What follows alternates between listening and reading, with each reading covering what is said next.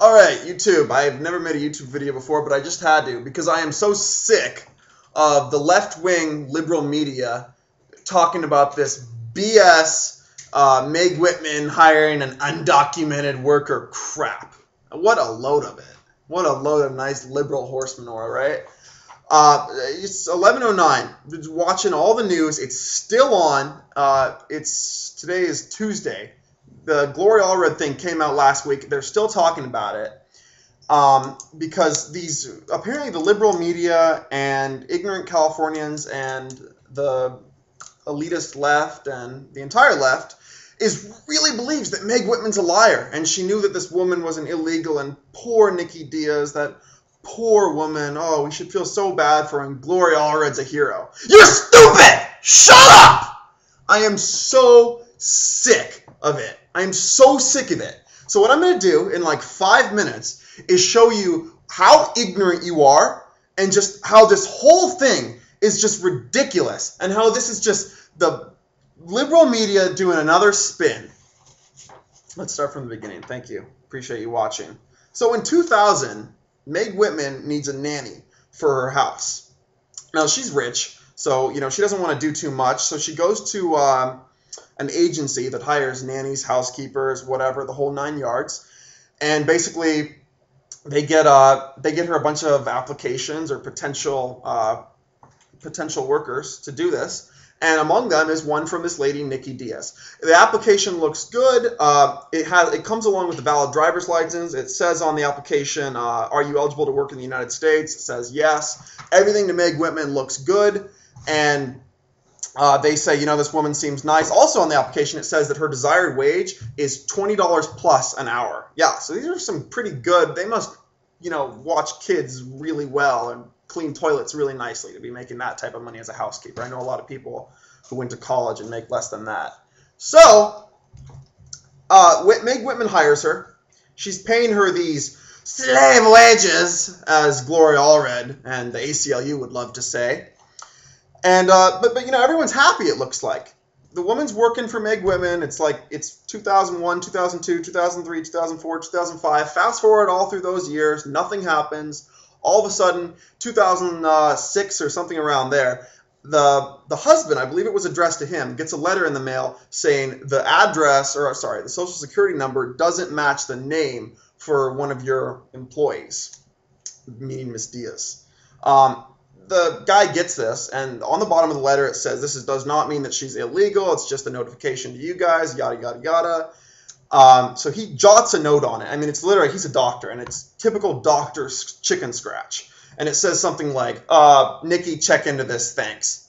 So it's like, whatever, check into this. We have no reason to believe you're illegal. You had an application that was verified by an employment agency, and you had a valid state, not a fake ID that you'd go get, in some barrio.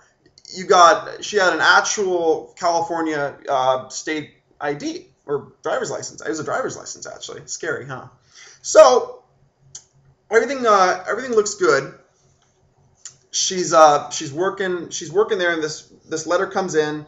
Everything still looks good. I mean to say, after the little note gets jotted to her, nothing happens. She doesn't do anything. And of course, Meg Whitman and her husband were both supposed to do something. Let's see here. Meg Whitman is a CEO of a company worth billions of dollars, and her husband is a respected MD. Yet they're supposed to be preoccupied about their Hispanic immigrant housekeepers, $10,000 a year taxes? I don't think so.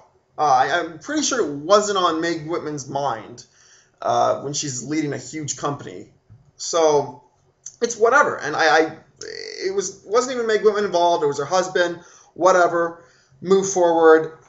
2009, June of 2009, Meg Whitman gets approached by Nikki. I think the husband as well.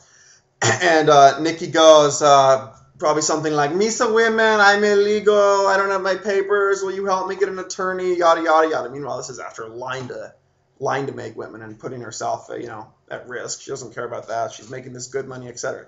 Meg Whitman, 2009, she'd already launched her campaign, I believe, after the exploratory committee. And Obviously Meg Whitman, Nikki Diaz said she freaked out. I don't know about that, but if I find out I hired an illegal who I'd done the proper things to initially to make sure they were legal, yeah, I'd probably be pretty angry. Meg Whitman says whatever and then says, sorry, Nikki, this is really sad, but we're going to have to let you go. End of story. Nikki Diaz is gone. Meg Whitman goes on her merry way with her campaign. All of a sudden, late September, Gloria Allred comes out with this lawsuit that's suing Meg Whitman for basically inhumane treatment of Nikki Diaz for not paying her enough money when she's being paid over $20 an hour to watch kids clean whatever the heck she did in that mansion.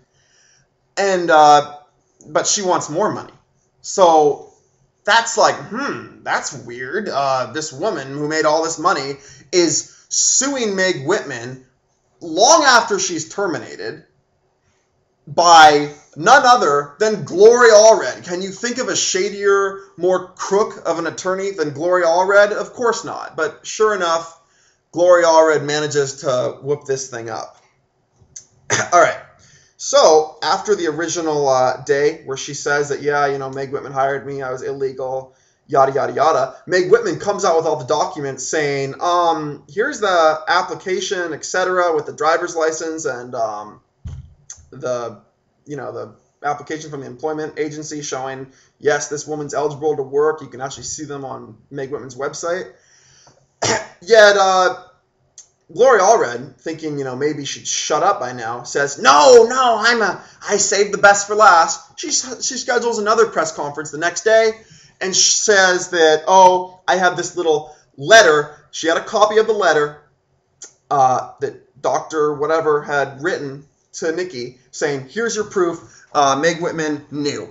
Meg Whitman had said, I think the night before, something on the lines of, I didn't know, me and my husband didn't know. Well, all that letter said was that there was a mismatch with the social security number and the name. It didn't say anything about her being illegal. So that suggestion of Gloria Allred is insane. And her little proof saying that this is her gem and this is proving everything is totally ridiculous. It proves absolutely nothing.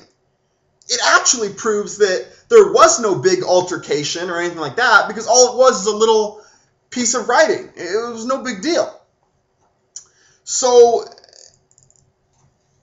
this whole thing, there's a number of other things that I'm forgetting to touch on, but that's the bottom line of it. This whole thing is about an illegal alien housekeeper who admittedly lied and was factually paid more than $20 an hour, coming back to sue someone who at least some time was led to believe that she was legal, most of the time it looks like, at least to 2006 if Meg Whitman's a total liar, and at least to 2009 if Meg Whitman's telling the truth. But we're led to believe by the liberal media that Meg Whitman's a liar. That's insane. Where do they get off telling us this stuff? This is so insane. How is Meg Whitman a liar? Tell me. Tell me how. She's a huge liar and she's corrupt. Tell me how.